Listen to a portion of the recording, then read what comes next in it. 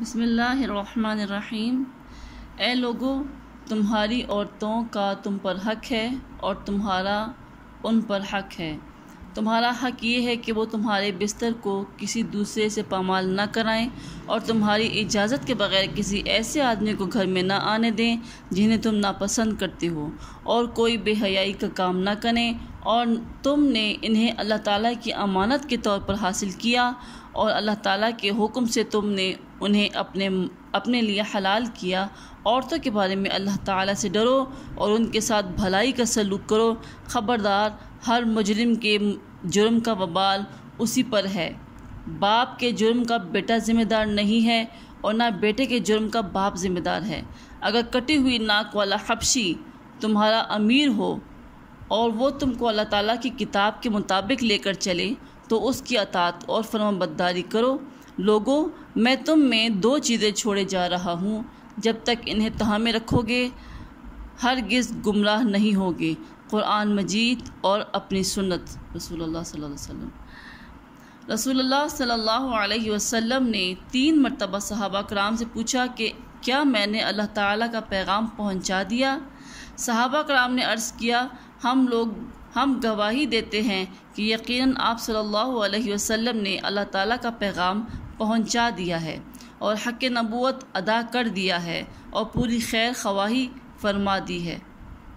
یہ سن کر آپ صلی اللہ علیہ وسلم نے اپنی شہادت کی انگلی کو آسمان کی طرف اٹھایا اور پھر 3 مرتبہ فرمایا کہ اے اللہ، تو گواہ رہنا، پس جو یہاں موجود ہیں وہ اس پیغام کو ان لوگوں تک پہنچا دیں جو یہاں موجود نہیں ہیں۔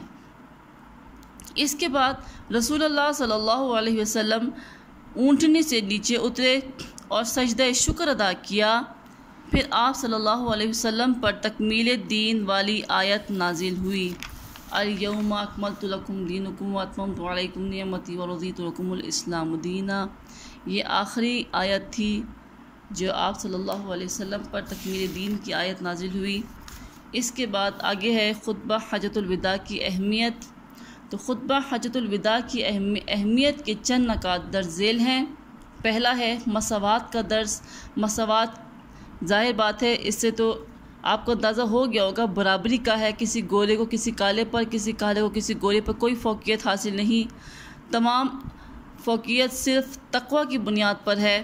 رسول اللہ صلی اللہ علیہ وسلم سے قبل لوگ مختلف طبقات میں تقسیم تھے، غلام آقا کی برابری نہیں کر سکتے تھے، عام لوگ سرداروں سے گفتگو کرنے کا حق نہیں رکھتے تھے۔ حضور صلی اللہ علیہ وسلم نے یہ ساری سرحدیں توڑ کر انسانوں کو برابر کر دیا اور فضیلت کا معیار صرف اور صرف تقوی کو قرار دیا۔ پوائنٹ نمبر 2 ہے وحدت و اخوت۔ اس خطبہ مبارک کے ذریعے یہ پیغام دیا گیا کہ انسانیت کا اتحاد اسلامی بھائی چارے پر مشتمل ہے۔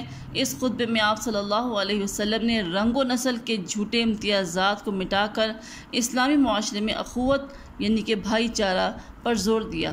اسلامی اخوت وہ رشتہ ہے جو تمام دیگر رشتوں سے بالا تر ہے، جس کی سب سے بڑی مثال ہم کو مواخات مدینہ کے موقع پہ نظر آتی ہے، جب تمام انصار نے تمام مہاجرین مسلمانوں کو اپنا بھائی بنا لیا اور اپنی ہر چیز میں ان کو اپنا شراکت دار بنا دیا۔ تیسرا پوائنٹ ہے امن و آتشی کی تعلیم۔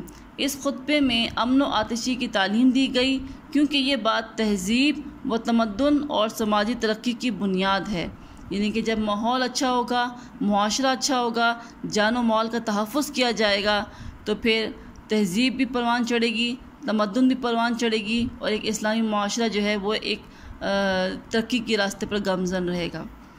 سودی کاروبار کا خاتمہ۔ سارے عرب میں نہایت وسیع سودی کاروبار پھیلا ہوا تھا۔ سرمایہ دار غریبوں کا خون چوستے تھے اور ہر مقروض اپنے قرض خواہ کا غلام تھا۔ گویا مخلوق الہی اس ظالمانہ نظام میں جگڑی ہوئی تھی۔